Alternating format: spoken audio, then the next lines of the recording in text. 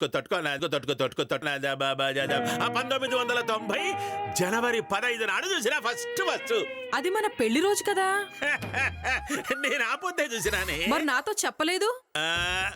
మొగుళ్ళందరికీ నిజాలు చెప్పే అలవాటు ఉంటదే, దానికే చెప్పలే. ఓహో అలాగా. అవును, నన్ను ఎప్పుడు కిటికీ దగ్గరే పడుకోమంటారు, దేనికండి? ఏమిలే, ఒకవేళ ఆ డోర్లో నుంచి గానీ ఈ కిటికీలో నుంచి గానీ దెయ్యం వచ్చిరాదనుకో, ఫస్ట్ నేనే చూస్తాదిగా. అంటే ముందు నన్ను చంపేయాలనా? ఛీ, ఇప్పుడు పులిని పులి చంపుతాదే? చంపదు. సింహాన్ని సింహం చంపుతాదే? చంపదు. మరి దెయ్యాన్ని దెయ్యం చంపుతాదే? చంపదు. ఆదానికైనా పిచ్చి బుడ్డ.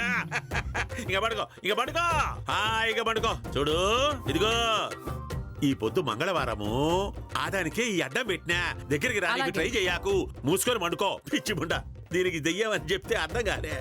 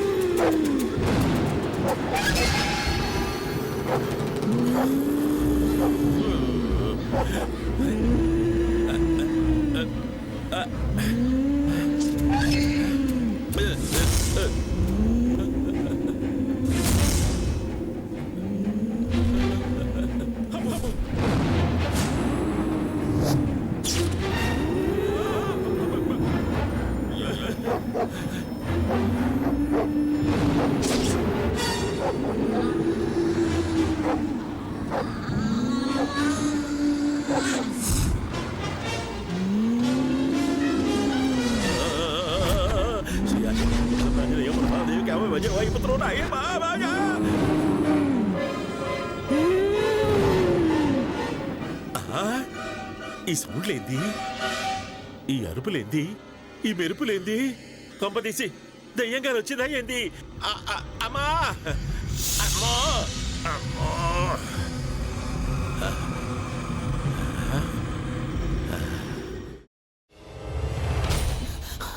నువ్వు ఇంకేమన్నా చెప్పాలా? ఇంకేమన్నా అబద్ధం చెప్పాలనుకుంటే చెప్పేయి. నేను చూడాలనుకుంటున్నాను నన్ను మోసం చేయడానికి నువ్వు ఎంత నీచానికి దిగజారగలవు అని. ఎందుకు ఆలియా, ఎందుకు నువ్వు ఇలా చేసావు? నీకు తెలుసు కదా, నానమ్మ తర్వాత నీ ఒక్కదానిని కదా నేను పూర్తిగా నమ్మేది. ఏమన్నావు నువ్వు? ఈ మధ్య అన్నిటినీ మర్చిపోతున్నావా? అది చాలు.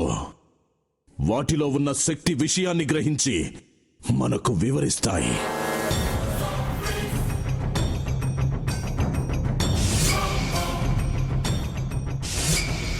ఎవరు ఆ దండ విప్పొద్దు, గది తలుపులు తెరవద్దు.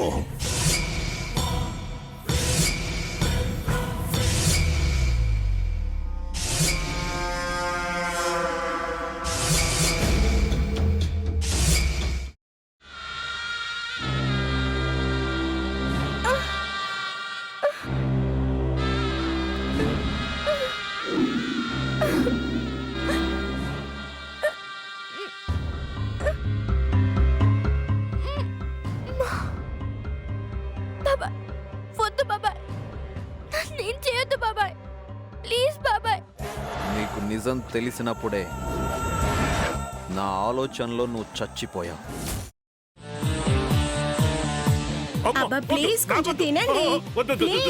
భీమారావు గారు, మీరా? ఇగో మీరా కాదు, సక్కుబాయ్. అవును, మీ పనామే లేచిపోయిందని చెప్పి కంప్లైంట్ ఇచ్చినావు కదా. రేయ్ ఆయన కంప్లైంట్ ఇచ్చింది లేచిపోయిందని కాదు కనిపించడం లేదు అని. అట్లానా? సరే మేడం. ఇడియట్. ఆ వంట మనిషి పేరేంటన్నారు? రత్తాలు మేడం. ఏం పెద్ద మంచి, నీ వంట మంచిని కూడా మేడం అని పిలుస్తావా? రేయ్ హాఫ్ బ్రెయిన్,